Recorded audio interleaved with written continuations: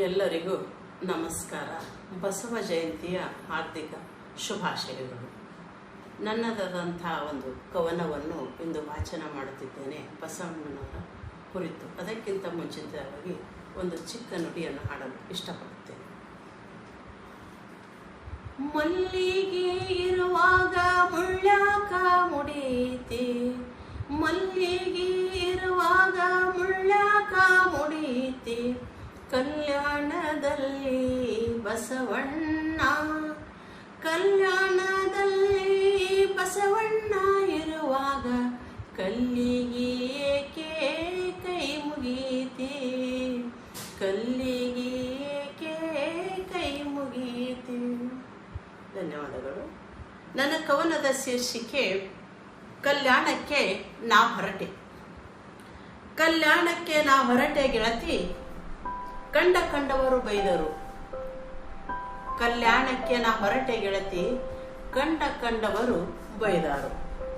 ಅವರನ್ನು ಕೆಂಡದಂತೆ ದೂರಿರಿಸಿ, ಅವರನ್ನು ಕೆಂಡದಂತೆ ದೂರಿರಿಸಿ ಧಾವಿಸಿ ಬಂದೆ ನಾ ಅಣ್ಣ ಬಸವಣ್ಣನ ಎದುರಿಗೆ, ಧಾವಿಸಿ ಬಂದೆ ನಾ ಅಣ್ಣ ಬಸವಣ್ಣನ ಎದುರಿಗೆ.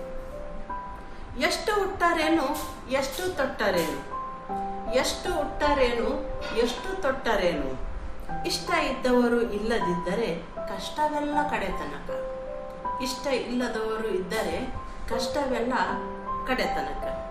ಬಸವಣ್ಣನ ವಚನವೇ ನನಗೆ ಪರಿಹಾರ, ಬಸವಣ್ಣನ ವಚನವೇ ನನಗೆ ಪರಿಹಾರ.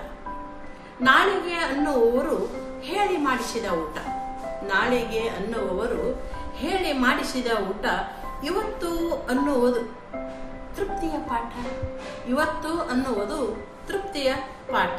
ನಿನ್ನೆ ಎನ್ನುವುದು ಮರೆತು ಹೋದ ನೋಟ, ನಿನ್ನೆ ಎನ್ನುವುದು ಮರೆತು ಹೋದ ನೋಟ. ಬದುಕಿ ಇರುವವರೆಗೆ ಮಾಡು ಅಣ್ಣ ಬಸವಣ್ಣನ ಒಡನಾಟ, ಬದುಕಿ ಇರುವವರೆಗೆ ಮಾಡು ಅಣ್ಣ ಬಸವಣ್ಣನ ಒಡನಾಟ. ಅದುವೇ ಜ್ಞಾನದ ದಾಸೋಹ ದೂಟ, ಅದುವೇ ಜ್ಞಾನದ ದಾಸೋಹ ದೂಟ.